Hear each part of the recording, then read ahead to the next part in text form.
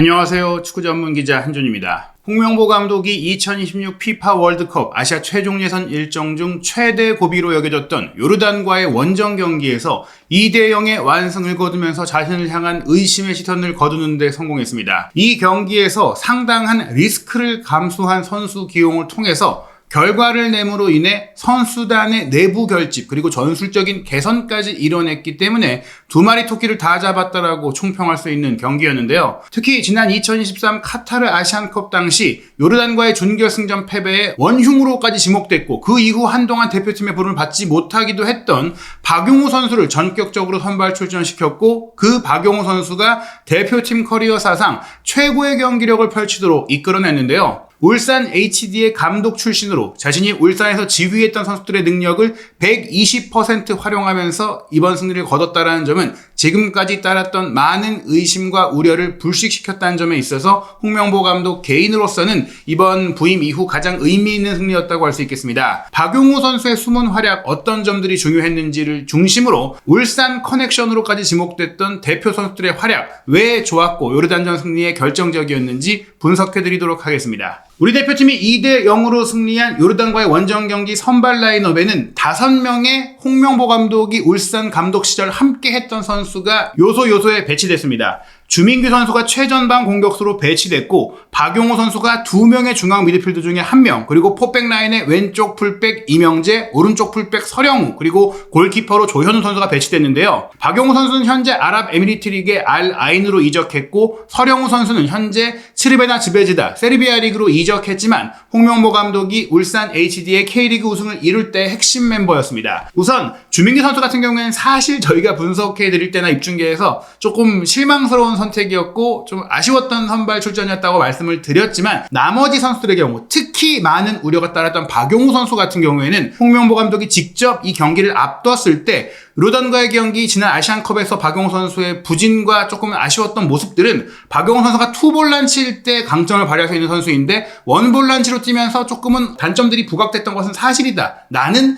박용우 선수를 잘 쓸 수 있다. 이런 얘기를 했었는데 그 말에 맞게 황인범 선수를 내려서 박용우 선수와 보조를 맞추게 했는데 물론 아시안컵 때도 이전 대표팀 체제에서도 황인범 선수와 박용우 선수가 함께 뛰는 조합들이 있었는데 미세 위치 조정뿐 아니라 박용우 선수의 역할적인 측면에서 훨씬 더 박용우 선수의 장점을 살리고 박용우 선수가 부족했던 부분들을 개선시키면서 분명 이 경기에서 박용우 선수는 요르단전 승리에 굉장히 중요한 역할을 했다고 볼 수 있습니다. 그리고 왼쪽 풀백 이명재, 오른쪽 풀백 서령우 선수도 아주 결정적이었던 선제골 과정에 디딤돌 역할, 기점이자 어시스트를 또 기록을 했었죠. 박용우 선수 본인도 결국에 오형규 선수의 추가골, 쐐기골이 나오면서 우리가 안정적인 2대0 승리를 거두는 과정에서 기점 역할을 했고 김승규 선수가 부상에서 복귀하면서 빌드업에 대한 아쉬움 때문에 이제 후보로 밀리지 않겠냐고 생각했던 조현우 선수도 그 부분 배후 커버와 후방 빌드업까지도 안정적으로 운영을 해가면서 결국에는 홍명보 감독이 잘 알던 선수, 그 선수들의 장점을 끌어낼 줄 아는 선수들을 제대로 활용하고 또 이 선수들을 통해서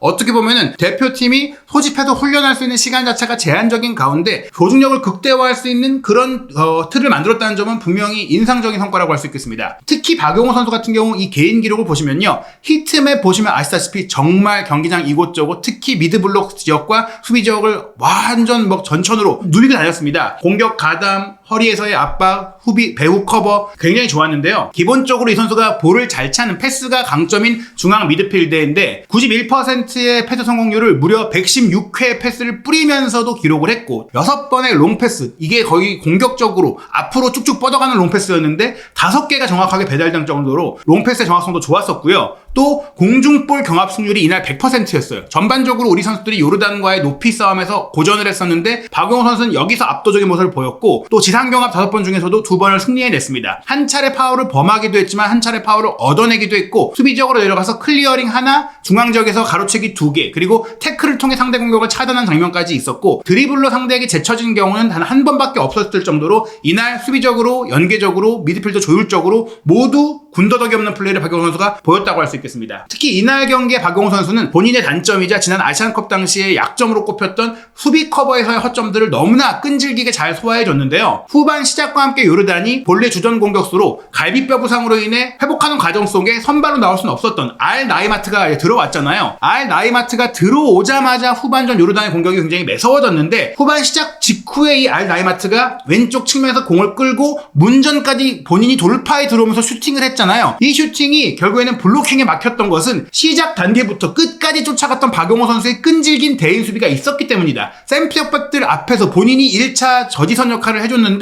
이걸 통과시키지 않는 엄청난 집중력을 보여준 겁니다. 그리고 60분 같은 경우도 알 나이마트가 이번에는 오른쪽으로 이동을 하면서 수비들을 자기 쪽으로 몰아넣고 그 몰아놨을 때 김민재 선수가 따라 올라가면서 김민재 선수의 뒷공간이 열렸거든요. 그 열린 뒷공간을 물론 조유민 선수가 따라 내려가고 있었지만 알리 올완 정말 빠른 윙포워드죠. 사이드로 치고 들어갈 때 이 나이마트의 백힐 패스를 받아서 돌파에 들어갈 때 박용호 선수가 놓치지 않고 함께 따라 들어갔고 문전까지 치고 들어갔을 때 박용호 선수의 유니폼을 잡아서 좀 제쳐내려는 올완 선수의 모습이 나왔잖아요. 지금 보시면 박용호 선수가 유니폼을 이제 밀어제치고 끌려가는 상황에서도 끝까지 놓치지 않고 또 위험적으로 크로스나 슈팅을 할 수 없도록 그 앞을 커버해줬어요. 그러다 보니까 결국에는 우당탕탕하는 과정 속에서 알리 올완이 바깥쪽으로 컷백 패스를 뒤로 내주게 됐는데 그 내준 자리는 또 황인범 선수가 따라와서 그 공을 차단한 겁니다. 끝까지 박용호 선수가 센터백에게 책임을 떠넘기지 않고 마크해주고 차단해줬던 이 집중력과 따라갔던 추진력은 박용호 선수가 이번 경기 서력하겠다, 요르단을 상대로 보여주겠다 했던 의지를 확실히 보여줬고 전술적인 역할 분단도 잘 됐다는 것을 보여준 장면이었습니다. 그리고 결정적으로 68분에 나왔던 배준호 선수의 어시스트에 이은 오현규 선수의 쐐기골 득점 과정도 박용호 선수의 전방 압박을 통해 요르단이 야잔 알 아랍 선수의 전진 패스를 통해서 공격을 전개하는 과정 속에 전방 압박으로 박용호 선수가 이 공을 잘라내는 것이 기점이었어요. 박용호 선수가 이 공을 잘라내면서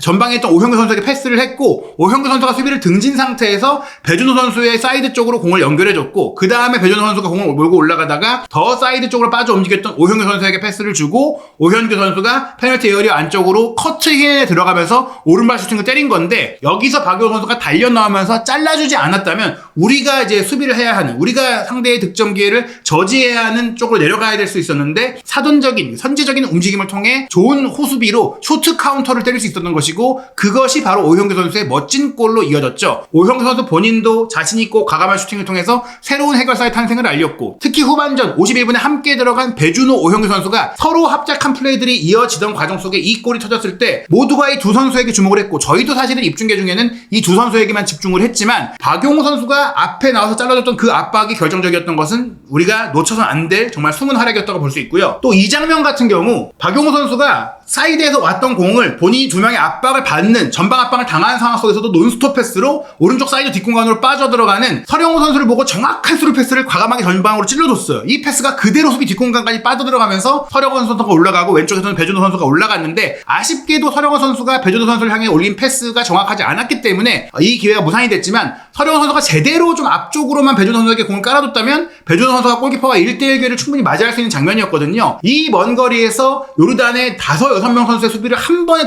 통과시켜버렸던 이 박용호 선수의 논스톱 스루 패스는 정말 기가 막힌 창의적이고 날카롭고 천재적인 패스였다고 할 수 있습니다. 이런 박용호 선수의 활약뿐만이 아니라 저희가 우려했던 조현우 선수도 박스 안에만 머무르고 본인이 선방만 잘하는 게 아니라 활동 범위가 넓다, 패스도 안정적으로 할 수 있다는 걸 보여줬는데 특히 이제 전반 막판이었죠. 45분에 우리가 선제골을 넣고 이후 요르단이 파상 공세로 동점골을 노리던 상황이었죠. 우리의 공격이 끝나고 나서 요르단이 역습을 할 때 우리 뒷공간으로 한 번의 롱패스가 들어왔을 때 조현우 선수가 빨리 따라 나와서 걷어내지 않았다면 정말 위험했을 1대1 위기가 나올 수 있었습니다. 두 개의 선방을 기록하기도 했지만 이 장면 달려 나와서 박스 밖으로 달려 나와서 차단한 이 시도도 한 번을 정확하게 성공을 했고 89%의 높은 패스 성공률도 기록을 했었고 롱볼은 6개 중에 2개만 성공하긴 했지만 클리어링 1개라든지 또 골키퍼로서 태클까지 나와서 해주면서 본인이 이제 더 발전하고 현대적인 골키퍼로서 나아가고 있다는 것을 보여준 그런 플레이로서 조현우 선수를 믿고 쓴 것 역시 지금까지 또 김수기 선수가 부상인 가운데 꾸준히 대표팀의 골문을 지켜왔는데 김수기 선수가 낫고 돌아오자마자 내가 또 바로 벤치로 내려가게 된다면 상심이나 또 정신적인 부분의 타격이나 여러모로 팀적으로도 많은 선수들이 결국에는 우리가 아무리 노력하고 지금 좋은 공헌을 했어도 원래 주전은 정해져 있는 거구나 이런 생각을 할 수도 있는 상태에서 기회를 받은 부분 결국 주민규 선수에 대한 판단도 결과적으로는 주민규 선수가 기대에 분가하지 못하는 경기력을 보였다고 말씀을 드렸지만 오만과의 경기에 교체로 나와서 골을 넣었던 부분들 또 3월과 6월 6월 본인이 감독은 아니었지만 그 시기에 또 대표팀에 들어와서 베테랑으로서 골잡이로서 역할을 해줬던 것들이 단지 최근에 폼이 좀 떨어졌다거나 단지 또 새로운 선수들을 기용한다는 과정 속에서 그냥 무차별적으로 아무 기회 없이 배제하는 것은 좀 아니다라고 생각을 한 것 같아요. 결국에는 기회를 주고 그 기회에 따라서 교체하고 다른 선수에게 또 기회가 넘어가는, 본인이 납득할 수 있는 상황 속에서 기회가 넘어가는 상황이라면 주전이 바뀌는 것들을 모두가 공감할 수 있는 그런 상황이라는 점들을 생각한다면 여러 가지 팀의 이제 어떻게 보면 사기를 생각한, 선수들 전반적인 사기를 생각한 경기 운영, 선수 운영을 했다는 점에 있어서 홍명보 감독의 이제 감독으로서의 리더십, 팀 분위기를 원팀으로 만들기 위한 그런 큰 결단을 알 수 있는 장면이 아니었을까 생각이 됩니다. 그리고 저희가 이제 교체로 들어왔을 때 왜 배준호 선수가 아니라 엄지성 선수가 먼저 들어갔지라고 말씀을 드렸던 부분이 있지만, 엄지성 선수도 분명히 전반전에 특히 우리가 선제골 넣는 과정에는 본인의 역할을 확실히 해줬었죠. 왼쪽 사이드에서 수비 4명을 몰아놓고 돌파를 하다가 압박에 둘러싸였을 때 배후에 들어왔던, 또 인버티드로 들어왔던 이명재 선수에게 공을 빼줬고, 여기서 이명재 선수가 올린 크로스가 황당하게 빗나가는 것 같았어요. 그런데 이것이 저희의 오판이었죠. 오른쪽 사이드 쪽에 아무도 없는 줄 알았는데 화면상으로도 보이지 않았던 위치에서 서령우 선수가 따라 올라왔고 이 공을 확보한 이후 크로스를 올리면서 골이 나온 겁니다. 결국 서령우, 이명재 선수가 과거 울산에서 함께하면서 맞췄던 호흡, 홍명보 감독이 함께 두 선수를 지휘할 때 맞췄던 그 윙백에서 윙백으로 이어지는 그 플레이가 들어맞은 겁니다. 여기서 이제 이명재 선수가 길게 우측 깊숙이 연결한 크로스 패스를 서령우 선수가 달려들어와서 받았고 크로스를 올리는 척하면서 접고 왼발로 올렸어요. 서령우 선수가 오른쪽 풀백, 왼쪽 풀백이 다 되는 게 오른발잡이지만 왼발도 준수하게 쓸 수 있기 때문이고, 또 스트르베나에 입단한 이후에는 힘과 킥의 세기와 강도가 더 좋아졌다는 것들을 보여주고 있었는데, 실제 통계 기록 기반 평점에서는 서령우 선수가 소파스코어 8.1점으로 이날 요르단전 맨 오브 더 매치로 선정이 됐거든요. 공식 MOM이 이재동 선수였고, 저희가 개인적으로 봤을 때는 배준호 선수의 플레이가 가장 좋았고, 여러 가지 얘기들을 했지만, 서령우 선수는 기록 기반으로 엄청났다. 이 크로스를 통한 이재동 선수의 헤더 슈팅 장면도 이재동 선수가 뒤에서 수비의 견제를 받지 않는 상태에서 손을 들고 들어왔던 것을 정확하게 포착하고 올려주면서 이것도 크로스도 정확하게 기가 막히게 핀포인트로 주면서 골을 만들어냈는데, 이 어시스트 하나 때문이 아니라 10번의 지상볼 경합 중에 8번을 서령우 선수가 이겨냈고, 공중볼 경합도 2번 중에 1번을 이겨냈고, 또 상대에게 파울을 2번이나 당하는 모습도 있었고, 도전적인 패스를 하면서 78%의 패스 성공률을 기록하면서 98회의 볼터치로 경기 관여력도 굉장히 높았던 것은 서령우 선수가 이제는 우리 대표팀의 숙제였던 오른쪽 풀백의 적임자인 것은 물론이고 왼쪽 풀백 영역까지 소화할 수 있는 현대적인 멀티 풀백으로서의 능력을 보여줬다는 것은 굉장히 인상적인 성과라고 할 수 있겠습니다. 서령우 선수가 실제로 아시안컵 때도 주전을 차지하긴 했지만, 이번 최근 소집 경기를 통해서, 특히 이날 경기를 통해서는 서령우 선수가 더 발전했고 더 많은 것들을 할 수 있는 선수라는 것, 특히 대표팀의 전술적인 유연성과 대표팀이 경기를 지배하는 상태에서 정발 풀백, 인버티드 풀백이 모두 가능한 선수라는 빼어난 포텐을 보여줬던 부분들은 아주 큰 성과라고 할 수 있겠습니다. 여기에 또 이재동 선수도 홍명보 감독이 손흥민 선수가 빠졌을 때에 2선 공격수로 굉장히 큰 기대를 보냈고 대체 자원으로 생각을 했는데, 이 중요한 골을 터뜨려주면서 결국에는 주민기 선수 1명 정도를 제외하면 믿고 투입했던 모든 선수들이, 심지어 리스크를 안고서 우려가 됐던, 조금은 안전하지 않았던 선수 기용을 했음에도 불구하고 모두 제 몫을 해주고 기대 이상의 경기력을 보여주면서 홍명보 감독의 선택과 방향성에 대해서 의심하기 어렵게 만들었던 그런 결과, 내용과 결과의 두 마리 토끼를 잡았다라고 할 수 있겠습니다. 물론 다음에 있을 이라크와의 홈 경기에서 결과를 내는 게 필요하죠. 우리가 9월 일정에서도 5만 원정은 이겼지만 또 홈팬들 앞에서 치렀던 팔레스타인과의 경기는 조금 무기력하게 비겼었는데요. 홍명보 감독이 그 경기는 준비 시간이 부족했다고 얘기를 했었죠. 이번 이라크전은 전세기를 통해 빠르게 돌아와서 또 좋은 잔디 환경에서 충분하게 또 회복 시간을 갖고 훈련 시간을 갖고 치르는 만큼 더 완성된 경기력을 통해서 또 승리를 거둘 필요가 있겠습니다. 10월 15일 화요일 저녁 8시에 용인 미르 스타디움에서 이라크와 4차전 경기가 펼쳐지는데, 이 경기 시작 1시간 전부터 역시 한준TV가 실시간 소통방송 입중계로 전해드릴 예정이고요. 이날 밤 9시에는 신태용 감독의 인도네시아가 중국과 원정 경기를 치르고, 우리와 한조에 속한 요르단과 오만은 10월 16일 새벽 1시에 경기를 치르게 됩니다. 월드컵으로 가는 길 이제 점차 뜨거워지고 있고, 또 월드컵 최종 예선의 분위기가 달아오르고 있는데요. 과연 이라크와의 경기는 우리 대표팀이 어떻게 또 치르게 될지, 어떻게 준비할지, 그리고 부상에서 회복하고 있다는 손흥민 선수, 주장 손흥민 선수의 소식은 어떻게 될지 한준TV 구독, 좋아요, 알림 설정으로 국내외 축구계 최신 소식 빠르게 확인하시기 바랍니다.